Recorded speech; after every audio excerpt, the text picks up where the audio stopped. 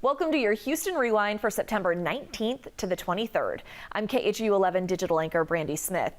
Maybe you saw the headlines this week, maybe not. If you didn't have a chance to dig deeper, sit tight. This is your opportunity to catch up on what happened last week so you're ready for the next one. Let's rewind. On Monday, we got a clear view of Hurricane Fiona's devastation in Puerto Rico. Along with causing floods and landslides, the storm decimated the island's power grid. But you know, Houstonians saw that and stepped up. Adam Bennett shows us how a local nonprofit is making a difference.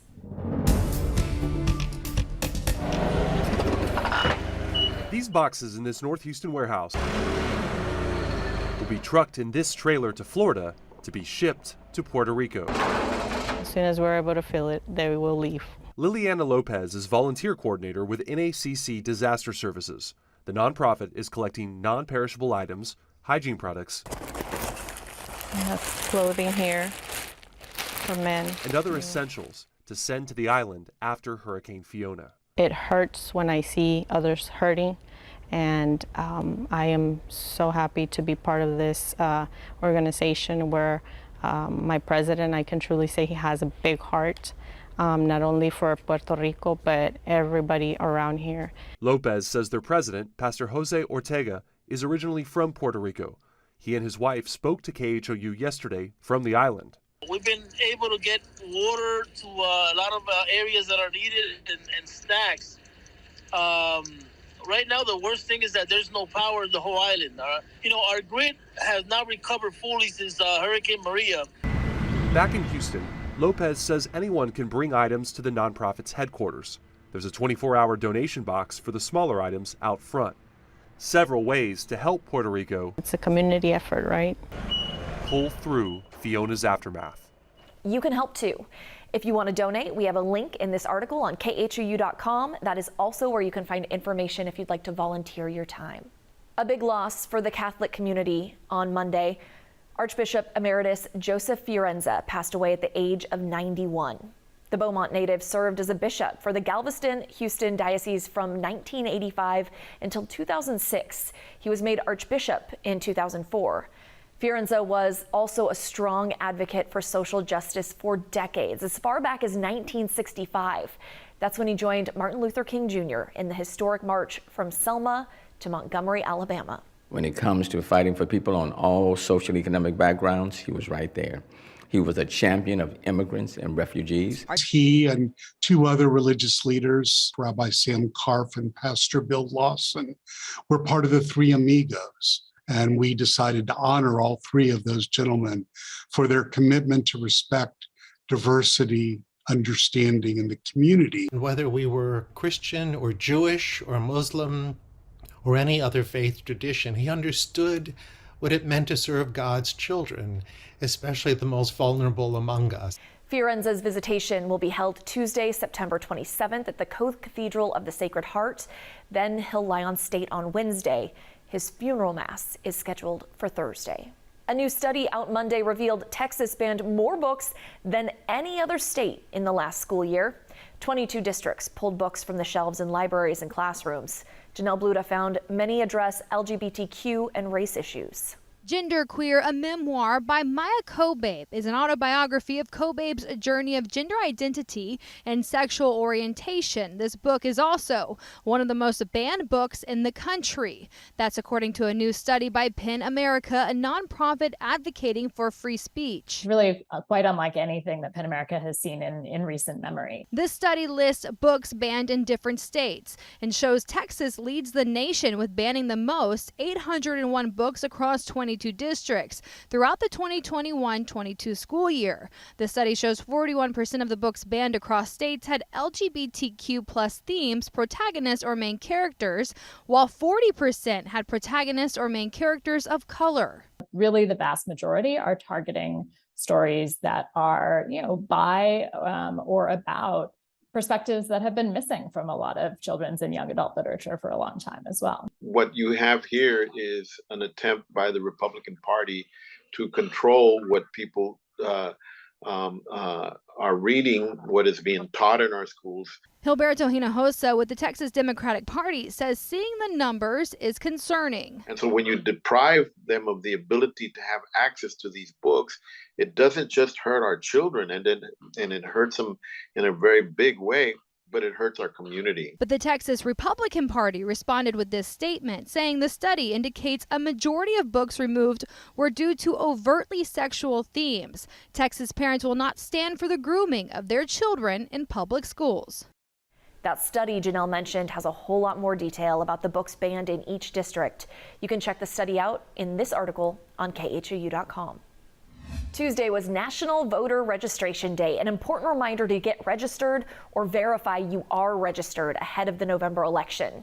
If you need to do either of those things, or you're just looking for more information ahead of November 8th, we've got you covered. Go to khou.com/elections and check out our November election voter guide.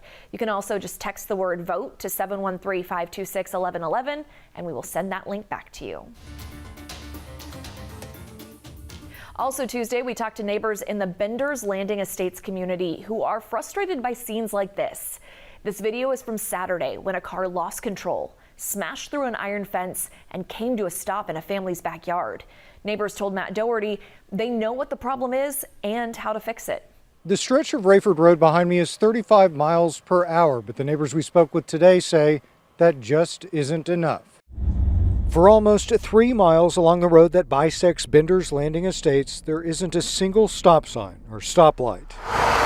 The HOA president says residents are split on their feelings about this. About half of them say things are just fine the way they are, but others say it's made their community dangerous. I saw a car rolling through the backyard, and my 7-year-old, she started screaming. This surveillance video shows what happened outside of the Phillips family's house on Saturday morning. Here's the crash from a different perspective. She went through here, I guess, popped up, and then just started rolling. We had this fence welded piece by piece because of this road, thinking it would stop a car. The Montgomery County Sheriff's Office says the investigation into the crash is not yet complete. Is that a Lamborghini? Outside the Phillips family's home last year, another violent crash. This one happened at night. The Lamborghini was reportedly traveling at a high rate of speed when it wrecked, then burst into flames. The race from sometimes back there, most of the time it's like right here. Lacey Phillips says she knows how to fix this problem. We need stop signs at every intersection. It seems easy enough, but not when all the neighbors don't agree. Some say violent crashes like this would happen with or without stop signs. Montgomery County Precinct 3 Commissioner James Noack's office sent us this statement, which reads, "The county is reviewing any additional safety modifications that may be implemented along this corridor. This stretch of roadway is well maintained and the vehicular posted speed limit is adequate." The Commissioner's office says it's working with the Sheriff's Office and others to determine what can be done to make Rayford safer. It's gotten worse. Lacey Phillips says she's even considered moving because of what's happened. If things don't change, she's not sure her family will be safe. In Bender's Landing Estates, I'm Matt Dougherty, KHOU 11 News. Is something happening in your neighborhood that you want us to dig into? Tell us about it. You can text 713-526-1111 or email newsdesk@khou.com. One thing we hear a lot is that you want to hear about the good news in our community. Well, how about a guitar hero in the making in Montgomery County? Dave Freilich introduced us to a teen who's helping other kids discover their love of music.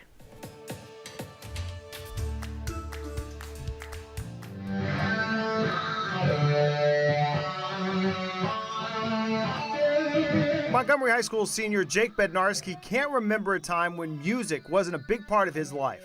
My dad was playing Van Halen for me, like on the radio when I was about 4, and yeah, I love music ever since. Like his hard rock hero Eddie Van Halen, Jake wasn't satisfied just listening to music. 5 years ago, he started playing the guitar himself. Spent a lot of hours in my room just practicing, and a lot of hours of band practice, playing gigs. It's been a lot of fun. The fun continued as Jake founded his own band, Bullethead, and started playing shows around the area. But his interest in the guitar took another turn when Jake started building guitars as well. The first thing I did, I bought a cheap guitar, and I was like, it'd be cool if I just did the electronics, the pickups on there. So it really started from there. I've modded about 4 other guitars, and then I started building from there, and I enjoy it a lot. As Jake continued to build guitars, he decided he didn't need to keep them all, so he recently donated one of his creations. There's a surprise coming in. Go ahead. How's it going? To Lone Star Elementary, along with a demonstration. The guitar comes with like a little practice amp, so I just played for the kids, and they enjoyed it a lot, and I did too. It's just an awesome feeling. Like, I never really felt that, like, just playing for them, I enjoyed it a lot. Jake now plans to donate a guitar to every elementary school in Montgomery ISD. He says he hopes his work can give the younger students the same love for music he has, and for some, maybe even provide a boost in the classroom. Guitar is just a good outlet. It just gives them, something to grab onto, something to work at, and there's something about guitar. Each time you learn something new, it's like a new achievement. Show me your best air guitar. And hopefully that'll transfer over to school. We highlight Texans helping Texans every month here at KHOU 11, and we devote a whole section of our website to those stories. You can find them at khou.com/Texans helping Texans. There's also a playlist on our KHOU 11 YouTube channel. We are all born to shine. That's the #1 thing jewelry designer Kendra Scott wants readers to take away from her memoir, which came out Tuesday. It's called, Born to Shine. In it, the self-made billionaire details her challenging and sometimes painful journey and shared it's important to surround yourself with people who see your light even when you don't. There's peaks and there's valleys, and when you're going through those valleys, having a core group of friends, great mentors, and for me, my amazing Kendra Scott family, we're always there to help us reignite that light inside of us, and so it's incredibly, incredibly important. You can watch my full conversation with Scott on YouTube or khou.com. A viral video shows an adult screaming in the face of a student at LaPorte High School. On Wednesday, the district said it's aware of the video and is working to address concerns from parents. Brittany Ford talked to students about what went down. In the video, you see what is believed to be a LaPorte High School employee disciplining a student using offensive language, backing him into a glass door. We've blurred the instructor's face because he has not been identified by the district. It's unclear right now what led up to what's seen in the video. The person who shot it, who's asked to remain anonymous, says it happened Tuesday during after-school hours. Students we spoke to had this to say. I just heard that that he was out of hand for doing that, but I don't know what was the reason. They said he was flipping the football team off or something. I heard multiple things, but I don't know what really happened. LaPorte ISD says an investigation is underway. The district sent this statement saying, in part, the safety and security of our students are of the utmost importance. LaPorte ISD does not tolerate bullying, verbal or physical abuse. Brittany did talk to the mother of the student in that video. She declined to comment. If we get any updates on this story, we'll update this article on khou.com. The man who runs the Final Four for the NCAA visited Houston on Wednesday, just making sure everything's on track for the tournament at NRG Stadium in about 7 months. Good news, Dan Gavitt says everything's running smoothly, and the city is way ahead of the game when it comes to public safety. We really start to try to zero in on making decisions by December. We call it Decisions December. We really want to have the vast majority of the planning done for this April event by December so that we only make tweaks in January and February. This will be the 4th time Space City hosts the final rounds of the men's college basketball tournament, and KHOU 11 is your home for the 2023 Final Four. We've got a link with everything you need to know at khou.com. As Houston welcomed a so-called second summer on what should be the first week of fall, Wednesday seemed the perfect time to share about a new farm taking root just outside the city. When it's complete, this will be the 2nd largest solar farm in Texas. Shern-Min Chow takes us along for a tour. We're standing here in the middle of a farm in rural Fort Bend County, a solar farm. And when it's all said and done, there'll be 590,000 of these solar panels here. It covers 1,500 acres. Spain's Acciona Energía has been building its new facility for over a year. Each panel takes about a couple of minutes to install. Mel Besser is Deputy Director of Construction. He explains why solar farms are growing in popularity.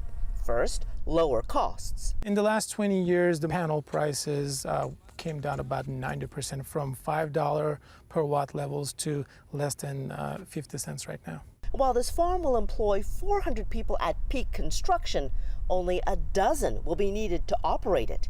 Next, big companies like Google and Amazon are paying for renewable energy to improve their social and carbon profiles. There's definitely a global change from fossil fuel to renewable energy that definitely plays an important role. Acciona only does renewable energy. That's correct.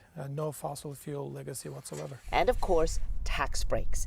The new Inflation Reduction Act means substantial federal production and investment tax credits, while Texas gives a 100% property tax exemption on solar equipment. The state of Texas ranks #1 in renewable energy in the nation and #2 in solar. Ultimately, this 317 megawatt plant will funnel energy into the Texas grid, powering up to 50,000 homes a year. If construction goes as planned, they'll start producing power here by the end of the year and be fully online by next June.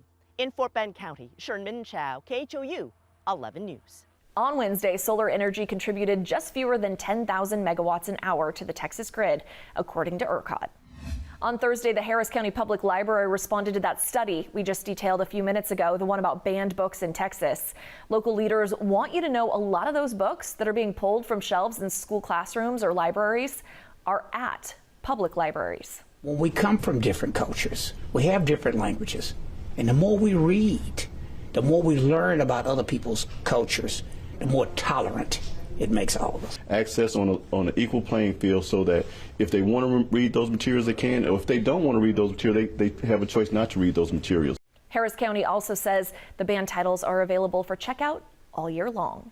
Texas grape farmers don't blame Mother Nature for their crops dying this season. They blame herbicide coming from other farms, and now they are asking the courts for help. Janelle Bludau traveled to the grape growing capital of Texas to get answers. Look at these next plants. It's just one more. You know how dead that is? That's how dead that is. Dead Viognier vine for grape grower Cliff Bingham. See that main trunk? It's dead.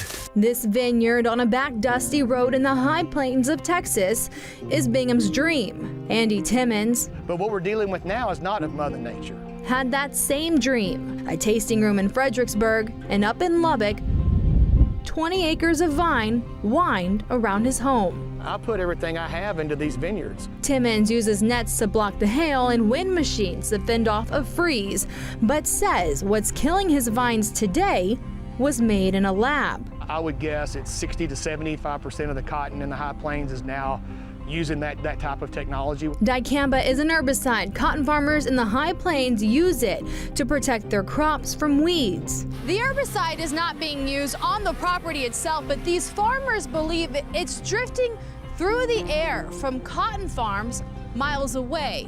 This is not just one little area. It's spread out all over the place. So debate over dicamba is not just happening in Texas. It's been a long 5 years of my life, let's put it that way. Aaron Hager, Associate Professor of Extension Weed Science at the University of Illinois, says while dicamba is an important tool for so many farmers, he says it's been an issue. It's affected literally millions of acres. In Illinois, he says instead of grapes versus cotton, it's soybean farmers versus soybean farmers, those who use dicamba-resistant seeds versus those who don't. It's not a question of if you're going to see soybean injury. The question that we always have going into each growing season is how extensive is it going to be this year? 57 growers in the High Plains believe that dicamba has damaged their vines and future ability to grow grapes. So they're suing Bayer and BASF, who make the products, for $560 million. The growers say the biggest sign of damage to their plants are smaller leaves, which aren't as good at protecting the grapes, so they can blister from the sun or even grow at different rates, neither of which can be used to make wine. And what you see in the photos, what you see in the videos, is there are unique symptoms to dicamba. The leaves start to cup and they stop growing. The companies chose not to talk to us about the lawsuit, but in a statement, Bayer says there are many possible reasons why crop losses might occur, including extreme winter weather conditions and other herbicides used off-label that can have harmful effects on perennial crops like vineyards. BASF says they reviewed the claims and the alleged damage and strongly disagree with the allegations in the lawsuit, saying it is well documented that a 2019 freeze contributed significantly to the growers' current complaints. But no matter the cause, damaged grapes are hurting growers. Without the high plains, there's no Texas grapes, and without Texas grapes, there's no Texas wine. So as the sun sets on a field of uncertainty, they're praying for hope. We're just trying to save ourselves. On the horizon. In Lubbock, Janelle Bludau, KHOU 11 News.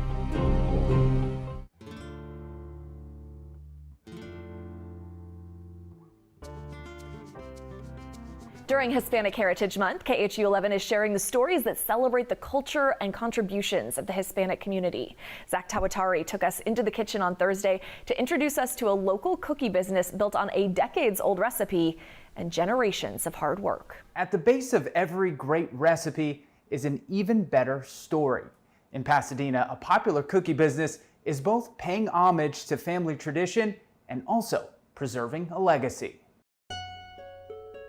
Inside her Pasadena home, Azenette Bazan's cookies contain some of the stuff you can find on a store shelf. Cinnamon and sugar. And the secret ingredients you can't. We bake with love and we pray over every batch. She started the company, Nun's Cookies, in 2020. Pandemic year, I went to visit my mother and I realized that my mother was she was lonely. And my daughter said, Mom, why don't you get her to bake the cookies that she makes every year for Christmas? Those cookies, we know them as hojarascas, but some people refer to them as pan de polvo. Are very popular. During the holidays, for sure. But they are also very popular, like at Hispanic weddings, quinceañeras, baby showers. Azenette, with the help of her daughter and mother, began taking and fulfilling orders on social media. And they were met with rave reviews. But at the heart of her cookies is the story of her family. 7 children, 5 of whom came to Houston from Mexico. Back in '71. Her older siblings, Elva Cabrera and Raul Ibarra Jr. My father came to the Houston area as a baker. He was looking for work. I remember that sweet scent of the bread. And his specialty? Yes, the recipe for Azenette's cookies. That's now over 60 years old. To make ends meet, he and his wife sold bread and tamales out of their home. And he would make the bread on this table. But after years of working for someone else, he finally had the opportunity to open his own bakery. Fell through. We just didn't have the money, and he had to walk away from it. And I remember it was heartbreaking. And now, decades later, his daughter is trying to pick up where he left off, out of her home using the very cookie cutter that made her dad's so special. I hope I'm making him proud. With the goal of opening her own bakery. And when they enjoy these cookies, I want everyone to feel like they know him. And finishing what her dad started. Zach Tawatari, KHOU 11 News. To watch more of our stories celebrating Hispanic Heritage Month, visit khou.com/ourstory. Soil samples taken near a contaminated Union Pacific rail yard in Houston included a cancer-causing chemical compound. And Friday, the city started notifying residents around that rail yard in the 5th Ward and Kashmir Garden neighborhoods. Adam Bennett talked to neighbors and city leaders about what comes next. The health department found the highest levels of dioxins closest to the rail yard's fence line. Meanwhile, people living around here say these samples confirm what they've been saying for years.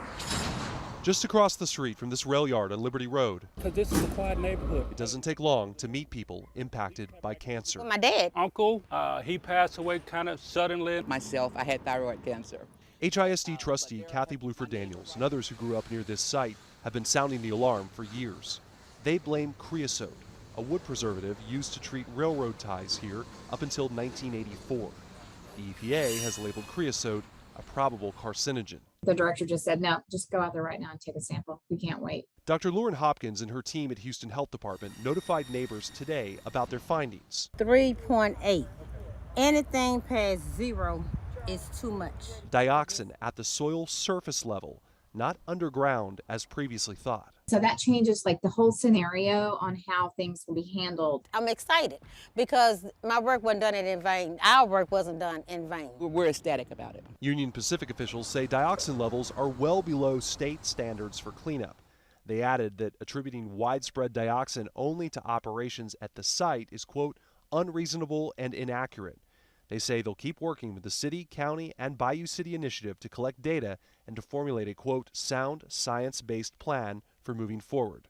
After today's results and a visit last year by the EPA administrator, people here are hopeful that this issue, And it's time for justice to happen in these communities, will have elevated importance beyond Fifth Ward. City officials say they've given these results to the State Health Department, TCEQ, and the EPA to take further action. Adam Bennett, KHOU 11 News. We've been covering concerns about this rail yard for years. You can find some of our past stories on khou.com. A World War II soldier finally came home almost 80 years after he died in France. Army First Lieutenant Ottawa B Cornwell was engaged in an air fight with a German plane when his went down over Pierre de Feuvar. It took decades, but his remains were finally identified and returned to Houston. Cornwell was laid to rest on Friday.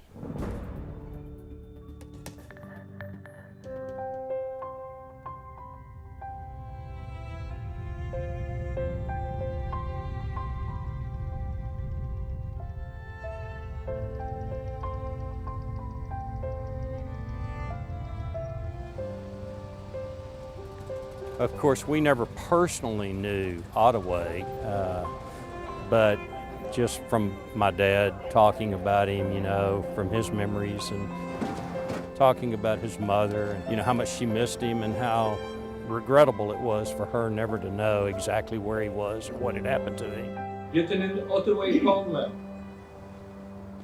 died for France on January 27th, 1944. At that time, the young man raised his hand and said, "I'll go." Like many, many, many. It's relief, it's closure, and it's closure on behalf of all those that have gone before.